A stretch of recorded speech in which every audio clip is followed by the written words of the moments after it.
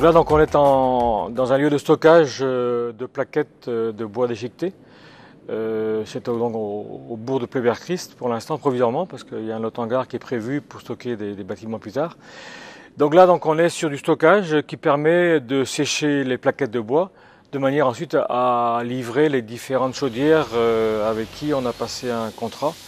Donc c'est la chaudière d'abord de la piscine de Morlaix, c'est la chaudière, donc à Pleyber-Christ, on a aussi 2 chaudières bois. Et également, on livre à l'hôpital rural de Lameur. Donc c'est une première étape. Je crois que c'est important de dire aussi que le bois qu'on a ici est produit sur le territoire. On est sur un prix du mégawatt bois plus de 2 fois moins cher que le gaz. Pour chaque fois qu'on consomme 1000 tonnes de bois sur le territoire, c'est 200 000 € par an qui ne partent pas pour payer du gaz ou du fioul. Hein. Bon, notre projet, donc c'est 5000 tonnes ici sur la plateforme de Pleyber, c'est 1 million d'euros par an de ressources qui viennent ici pour financer d'abattre le bois, de broyer le bois, de le transporter, etc. etc. Autonome peut-être pas, ou alors à très très long terme, mais en tout cas, on va à tout prix tendre vers là. Donc il faut produire, il faut dire aujourd'hui, on y va. Et le cap a été décidé donc, au niveau de la communauté pour se dire, la filière bois maintenant on connaît, on va investir dedans pour mettre en place des structures. Parce qu'aujourd'hui, il y a bien un potentiel de demande de gens qui veulent investir. Moi, je considère aujourd'hui que c'est une ineptie de faire un bâtiment important sans réfléchir à son autonomie énergétique. En bois ou autre chose, mais en tout cas en bois aussi pour qu'il y ait du chauffage. C'est une aberration. Donc il faut à tout prix s'organiser. Il produit du gaz carbonique, mais le bois pour pousser, il en consomme. Donc l'empreinte écologique est quasiment nulle.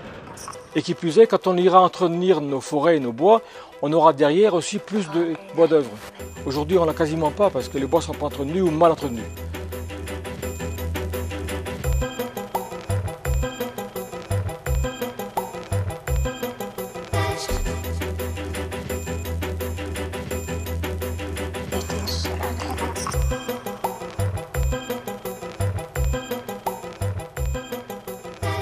Donc il y avait en 2004, il y a eu une grosse réforme qui a été mise en place donc par l'intermédiaire et par le président Jacques Le Guen, donc qui avait voulu qu'on trouve une solution pour baisser significativement le tonnage des ordures ménagères.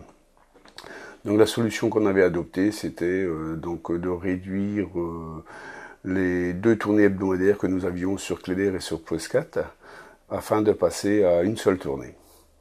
Au bout d'une année d'exercice, donc le bilan tout de suite a été très très positif puisque nous avions diminué de 600 tonnes approximativement dans l'année. Il y a un souci.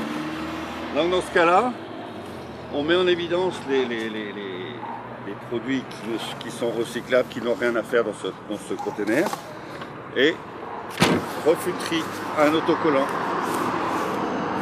Dans le camion, quand il arrivera par la suite, il ne collectera pas ce conteneur.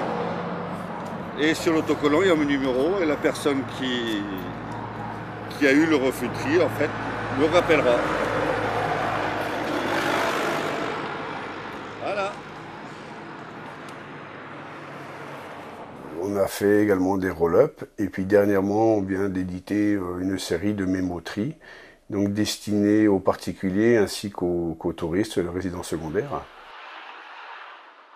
La ferraille, les déchets encombrants, les creux ménagers, etc., etc. Donc vous voyez, c'est un travail énorme. Ça représente des tonnes et des tonnes.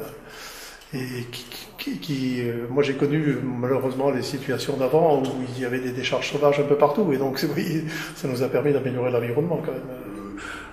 À l'étude 2011, on va lancer une étude pour mettre en place une redevance incitative. La communauté va s'engager dans une démarche qui devrait permettre à l'usager de se retrouver. Il sera facturé en fonction de la présentation de son bac. Donc moins il présentera son bac et moins sa facture devrait être élevée. Donc ça devrait nous permettre de voir le particulier trier encore un peu plus.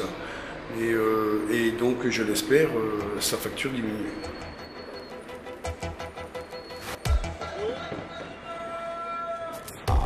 à